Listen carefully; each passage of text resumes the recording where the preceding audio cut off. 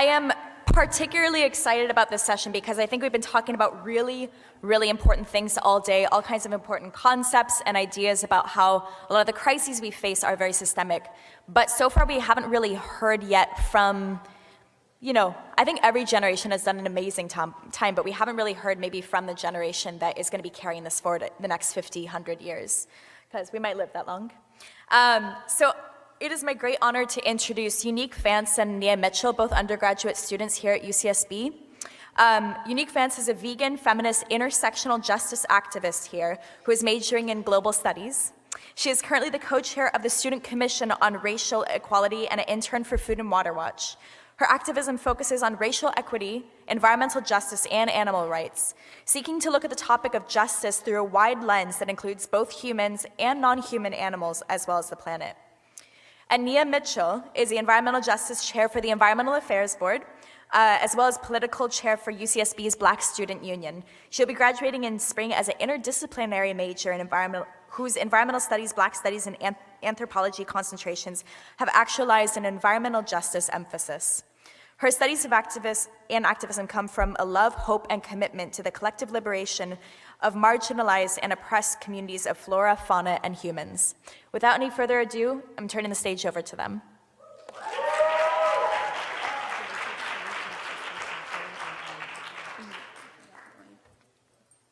Hey y'all, my name's Unique. I'm Nia. We want to start this off with two things. One, thanking the Next Systems Teach-In and Emily Williams for helping organize all of this. And secondly, by recognizing that this is Chumash land that we're on and that we're all settlers in this space.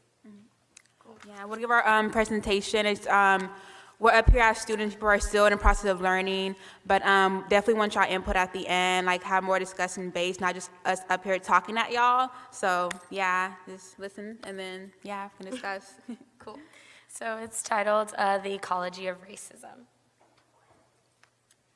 And the goals of our presentation are to highlight stinksation violence via the prison industrial complex and how that's connected to environmental racism and just like how that kind of birthed a lot of different social movements. Okay, awesome. So I guess very quickly, I'm pretty sure people in here already have like a background on kind of the history of the United States and kind of not the whitewash history that we pretty much all learn like in school, but more the true history of how the country was founded, what it was founded on, and how that impacts what's happening today. So as we know, like the United States was, it's a settler colonial state that was founded on a genocide of Native peoples and on the enslavement of Black people. It is a white supremacist state that was founded on, again, the supremacy of white people, with Black people being on the bottom is kind of racial hierarchy of oppression and exploitation.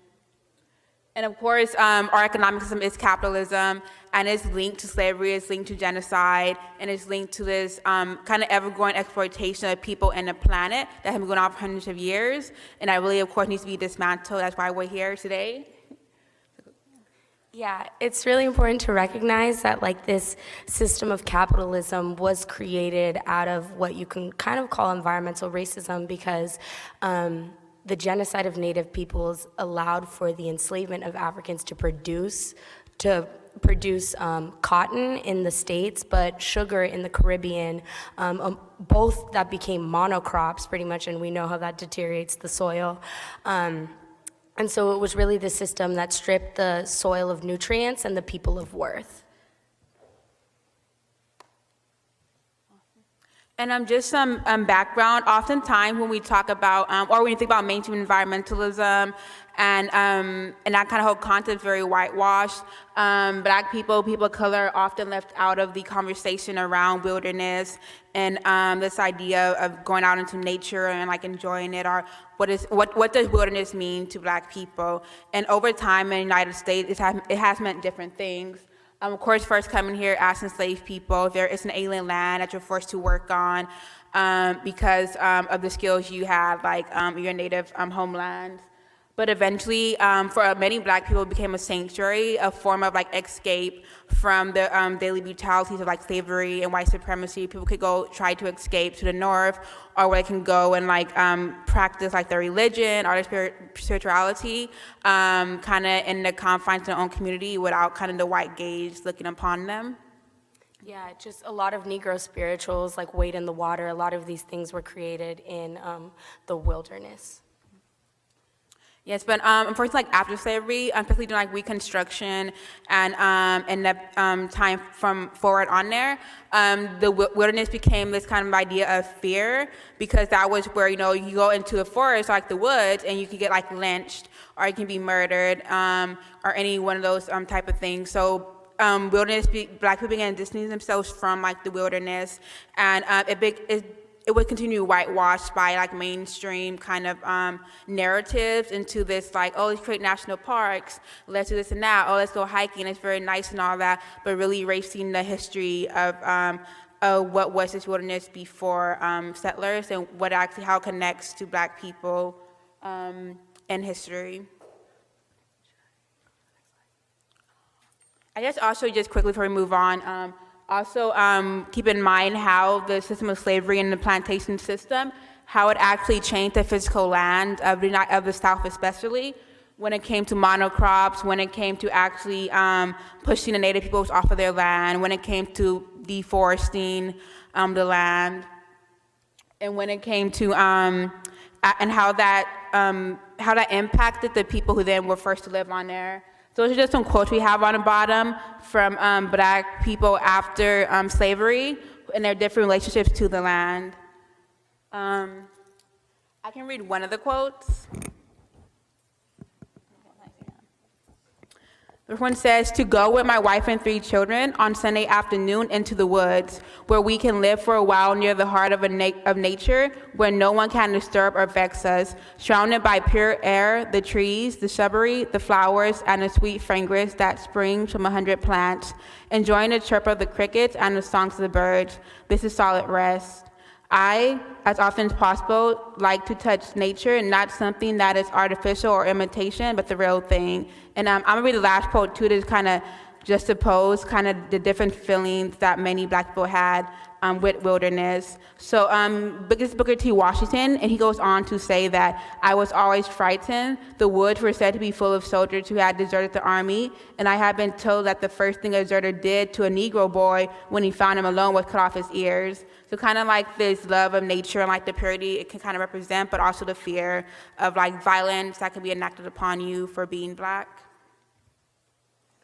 Right. So all of these notions are connected because of this idea of space. And really what happened in the wilderness was, in particular, was the Fugitive Slave Act of 1850. And that's when you see this rise in the police state. It's that whenever a Black person was like attempting to achieve freedom and would flee, the Fugitive Slave Act stated that white people, whether overseers or whatever, could capture these runaway slaves and bring them back and sell them in the South. And now this is really important because this is how you get police officers today. This is the patrolling of Black bodies for profit. And yeah, and so you have the Fugitive Slave Act in 1850, and then you get this Emancipation Proclamation in 1863, right? Lincoln freed us, we got money, like everything's fine. It's not really the reality of the situation. Pretty much what happened is that the 13th Amendment has a caveat in which it says that Black people are free and like neither slavery, here, can you hold it for me? Thank you. So neither slavery nor involuntary servitude, except as a punishment for crime whereof the party shall have been duly convicted, shall exist within the United States or any place subject to their jurisdiction. What this literally means is that in the United States Constitution, you are free unless you are convicted of a crime. Then you are relegated to slave. That's what your category is. And you can see that by the mere fact that ex-convicts today don't have the right to vote, which is the same thing that slaves didn't have. And there's like millions of other comparisons that you can make. And so this Emancipation Proclamation like really brought up a lot of different policing tactics and was the rise of the prison system in the United States today. Go ahead. And I'm about to kind of connect this is just a continuing history. None of these really are separate from one another, like the state of Black people from slavery until Reconstruction and after. We can bring into the examples connected to environmental racism of the incidents of like the destruction of Black communities, of Black families, of Black homes, and just some kind of more known examples, which are still not known by many people, are the examples of the Tulsa Massacre, which is often called the Tulsa Race Riot, but I don't use those words because that kind of insinuates that there's some kind of like equal fight among like Black and white people, when in reality it was a massacre by white people of Black people in Tulsa because of racism. So it was a massacre, and this happened in 1921. And just a little background: Tulsa was known as the Black Wall Street, and it was the wealthiest Black community in the United States. They had hospitals, doctors, their own schools, own banks, all that really awesome. So their own self-functioning community that was very wealthy and very prosperous. But all of it was burned to the ground by white rioters who attacked the city. They killed a lot of Black civilians and destroyed all those businesses, the churches, and all of that in a matter of days. And nothing was done about it. And also the example of Rosewood is very similar, where this Black town in 1923 was also destroyed by kind of like this jealous neighboring white town on the basis of a lie told by a white woman that a Black man had sexually assaulted her, and that turned out to be false. But they still continue to proceed to destroy the town, to lynch many Black folk. And that's just like a historical example of American terrorism, of violence enacted upon Black communities when they tried to kind of enact their own self-governance, own like independence that is often pushed back upon by with violence. And this is two examples of a long history of the destruction of like Black communities and the devaluing of Black lives. Okay, so they did this through these like massacres, right, where they killed like all of our all the things that we created, but they also had like legalized methods of doing this. And this goes hand in hand with the creation of the prison system. There were these things called black codes and convict leasing. So black codes were laws that the government made up post-Emancipation Proclamation that created loitering, that created vagrancy laws, all these things to relegate Black people back to this idea, back to this category of slavery of via the convict. So basically, a Black person was considered to be a vagrant if unemployed and without permanent residence. So they could be like arrested and fined, and then if you couldn't pay the fine because you didn't have a job, then you were convicted of the crime, and then you could go back into this, then you were relegated to being in prison. And then you had convict leasing, which is where ex-plantation owners, overseers, could lease out prisoners for about $25,000 a year and then make them work the land all over again, exactly how they did during slavery. This is most notably seen in the Angola State Prison that still worked like alive and well today in Louisiana. And it's when a plantation, the literal slave units became prison cells. And then the people that were in those prison cells got convicted of crimes, and then through convict leasing, they were forced to till the land all over again. So it just like all kind of comes full circle. And this is all an attempt to stop what Uniqua was talking about, which was Black Reconstruction.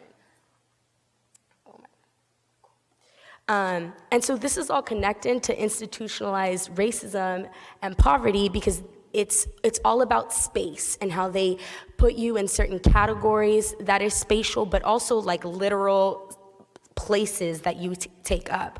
So what happened is that, sorry, I'm getting a little nervous right now. But so in the North, during the Great Migration, all this stuff, when Black people were trying to buy homes, purchase homes, which is like this huge American dream, this is how like you hand down your legacy, this is how you bring, like maintain wealth. in your family, there was the creation of the FHA, which is the Federal Housing Association. And this is during the New Deal. And you hear all these great things about the New Deal, how it helped all these people, was really to like get people to be able to survive the Depression. Well, it did, just not for Black people or for any other othered community. The FHA literally followed or created these things called redlining, where they would not give Black people loans. White people could get loans like that, but what would happen is that you would be like in fear of integrating a white community because you had all these mobs and stuff happening, so you were all relegated to a certain space. And then when this redlining thing is, so you see this map, right? There was like, I can't remember if it's A through D or if it's like 1 through 4, like the numbers that they would use, but basically like 1 would mean that you would qualify for a loan, like really easily if that's the space that you wanted to build your house. But Black people only their locations were all like said to be D, and it was literally those red lines, like all those red lines became Ds. So you could not buy houses, and if you did, it was through like this like broker, this middleman who was really just like exploiting your money. And it was like pretty much you were a renter. You had all the like downfalls of being a renter, but none of the like pluses of owning a home. And so this is what like structural disenfranchisement looks like. Like this was the creation of the Black ghetto and the creation of like collective poverty, because Black people were literally not allowed to like engage in wealth accumulation. Like it was completely exited out. Which I just think is like really important to recognize when you're talking about like our current condition right now and why we're in the places that we're in and we take the spaces up that we take up. And this also, like in these neighborhoods, you have like the mortality rates are through the roof. Black people have like one of the highest mortality rates, especially malnutrition amongst children, disease, diabetes, hypertension. All of these things are due to having like structural disenfranchisement of food deserts. I know the list goes really on and on. And that creates intergenerational trauma, so especially coupled with the prison system. So you have people that, and it's functioning, the crazy thing is that this shit functions in the same way that slavery functioned. You disrupt the Black family, that's what they did in slavery, that's what they do through the prison system. You have shitty food, that's what they did in slavery, that's what you have now. And so that constant trauma on your body creates like this toxic waste site almost of who you are in a space, which will take us to, yeah.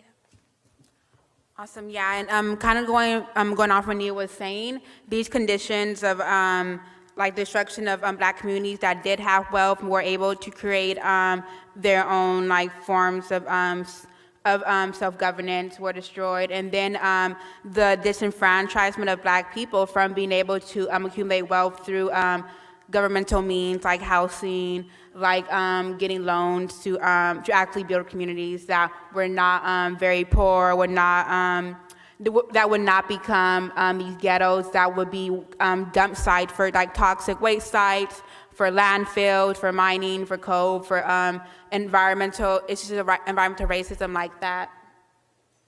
So, yeah, and there's some examples you have are freeways. This is example in New York and LA, where when they would decide what to build freeways, they would look at race and income. And income is like, it's directly linked to race. Like a lot of people say, well, it's a class issue, not just a class issue, as the whole history of the United States is based on kind of disenfranchising people of color from accumulating wealth based upon race. So the two are directly linked to one another. So they would build like freeways through low income, like, or just even middle income, like Black communities, and saying, hey, you know, y'all have to move from here and go somewhere else so we can like develop this land, while bypassing oftentimes white communities. Here we have an example of in North Carolina. This is often described as like the start of the environmental justice movement, where this Black community in Warren County kind of stood up to these dump sites being placed in their community, and they enacted acts of civil disobedience. They got arrested, they protested, and this led to kind of like the first official kind of recognitions of environmental injustice by like the EPA and I guess actual government officials. But of course, going on from there, we still have so many issues. Like, and that's a picture of Flint, the water in Flint, which I'm pretty sure we're all familiar with what's happening there currently, what has been happening with the poisoning of people, low-income people, black people, people of color in Flint, Michigan, and just kind of the valuing of money and saving a couple of dollars over actually poisoning people. And just actually connecting this to this is a long-standing history of people being seen as disposable and not worthy of life, or like who really cares about these communities and not really supposed to be here anyway. Yeah, that's a picture that when we talk about issues of environmental racism, of food insecurity, like our neighbors are actually killing us. Like when you walk outside, you breathe in the air, it's giving you cancer and asthma. The food is giving you cancer, diabetes, high blood pressure. You don't have access to what should be like, I consider like human rights, clean water, food that won't kill you, air that won't kill you, and being specifically targeted by the government and not protected like other communities are protected. It's a huge issue. Yeah, so basically people got tired of living in these communities and not having access to government help and just like constant oppression. And so you see this rise of social movements in the 60s and the 70s. You have the American Indian movement, you have the Brown Berets, and and the Black Panther Party, and basically this is what we're trying to galvanize today, right? Like this is why we're having this next systems teach-in. So we thought it was important to include the survival programs of the Black Panther Party, because what they did was, yes, they took up arms and they were like, okay, well the police is gonna terrorize our community, so we're gonna protect ourselves from that terrorism. Okay, so they took up arms, but aside from that, what they did was actually care for their community and create community. Through the free breakfast programs, they would feed their children to make sure that they were being able to be the most awake when they were, or like completely able when they're getting their education in the morning. There were the People's Free Food Program, that was for folks of all ages to get groceries. Community health programs, People's Free Ambulance programs, and the list literally goes on. Like you could just type in like survival programs, Black Panther Party, and like it was just amazing the amount of things that they did for their community pending revolution. What they knew was that we need to have community, we need to be able to survive before folks are even able to consider starting a revolution or taking their autonomy or like having self-determination. So when we're doing all this rad shit, we're taking care of ourselves, all this stuff, that scares the living crap out of everyone in American government. Because what it means for Black people to have liberation, it completely contradicts what the United States government is founded on and has created and perpetuates. So they were the biggest terrorist organization. When you like actually think about it, like I used to be like, oh my God, that's so stupid, that's mad disrespectful. But actually it like makes perfect sense. Like if you're fighting for self-determination within the United States, you are fighting against what the United States government like stands for. And so what Nixon did, which is like genius, is that he created this narrative that he learned from the past of the Black criminal through the war on drugs, war on poverty, and the help of the FBI program, COINTELPRO. He was able to, and like his advisors, if you guys like look this up, like Nixon advisors have like come out recently saying that it was quote unquote bullshit. But yeah, so they created these false narratives that were able to imprison like mass amounts of our leaders. They assassinated our leaders. And I just we're gonna play a quick video of Fred Hampton real quick. He was a Black Panther in Chicago. Also my bae. He was like this awesome Black Panther in Chicago, and he's really known for like unifying and creating a lot of solidarity between poor whites, poor Blacks. Oh my God, I gotta stop doing that. Yeah, go ahead. They're constantly bothering the people. Anybody that's out there for the protection of the people happens to be in direct conflict with them. What makes them mad about it? What makes them mad about it is that they have black people and white poor people and red poor people and Puerto Rican poor people and Latin American Puerto Rican people of poor people of all descents. They had them caught up in movements based on racism when the Black Panther Party stood up and said that we don't care what anybody says.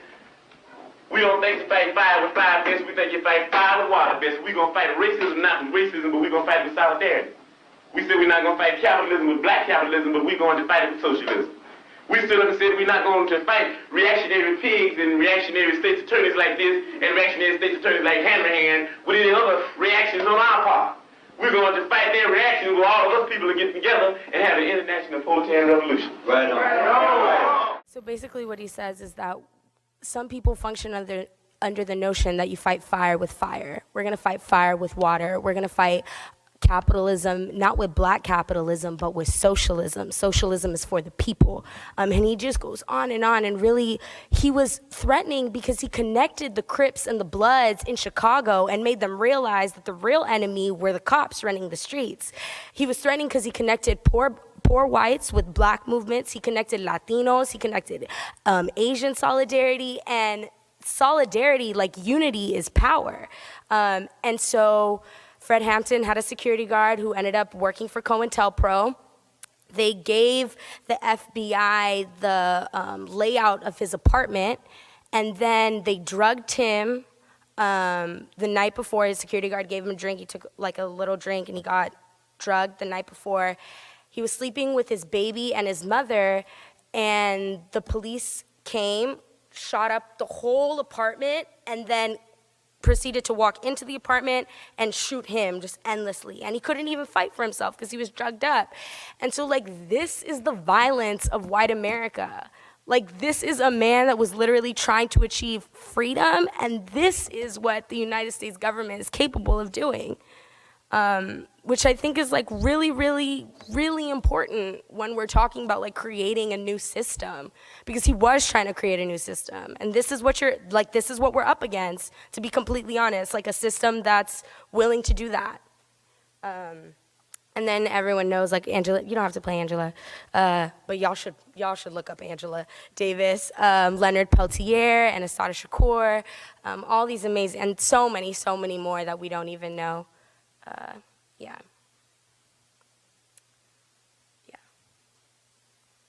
So I want to give us a brief kind of quickly talk about the Haitian Revolution, because we feel it's really often ignored in history, as opposed to like the American and French Revolution. But to me, it's like the most important and just so powerful that it was actually a story of people really rising up against against oppression, exploitation by people who were murdering them and suppressing them.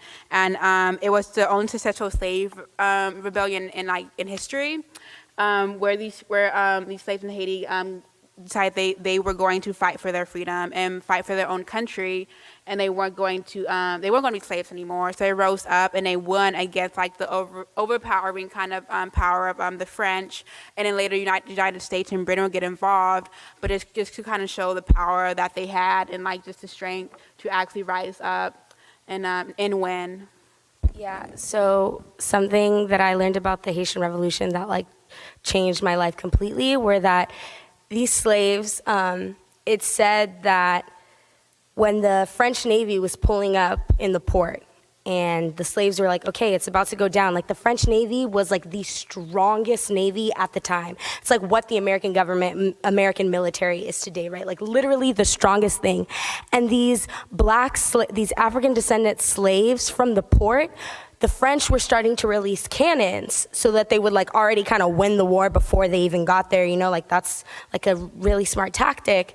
But the black people straight ran from the port and caught the cannons with their bodies before it was able to touch the land. Sorry, that's crazy. Like that's what they were willing to do. Literally catch cannons with their bodies. Like I'm free, I'm so free. Like this cannon is not gonna stop me. And thousands of people did that. And they were able to achieve freedom, but then you get, you know, IMF and like all this like shitty stuff. But still, it's the fact that they were able to do that. And so we thought we should share Assata Shakur's quote with y'all. Do you want to read that? And as Asada says, nobody in the world, nobody in history has ever gotten their freedom by appealing to the moral sense of the people who were oppressing them. So I don't know, kind of this day and age, I feel like a lot of people are trying to work through the system, like I don't know, like let's vote for Hillary or something to like really change stuff. But that has been working, obviously. It might slow things down, make things a little bit better, but obviously the system is not working, and trying to appeal to these people who are profiting off of the system, benefiting from it, is not helping us. It's destroying the planet, it's killing people. So like we do need a new system. We need to actually think in new ways and stop trying to get little bits and crumbs, like the bare minimum from people when they don't really want our freedom, our liberation. That's really important. And we have a pic down there of Nat Turner, awesome movie coming out. Hopefully it's gonna be awesome. And just even though they didn't win, and he was killed for his act of liberation and rebellion, it's still just a strong symbol of people rising up for their freedom and people just not taking what was put on them in life. So what does this mean for us today? You know, we're living in this era of like Black Lives Matter movement and just like climate change, climate chaos, really, all these things. For me, it means that we need to have an intersectional collective perspective, right? We need to realize that everybody's experience with white supremacy and capitalism is different, but like we're all oppressed in different ways. But it's that same ideology and system in which we are being oppressed. And so we have to have commitment. We need to be ready to sacrifice, but most importantly, we need to have love for this movement. And without those three, like without being completely honest with yourself and embodying those three, like we're not gonna succeed. So I just like to remind myself with the Haitian Revolution at the end, like, are you ready to like jump into the cannon, you know, like to see freedom? Yeah. Thank you for your time. Do you want to say thank you too?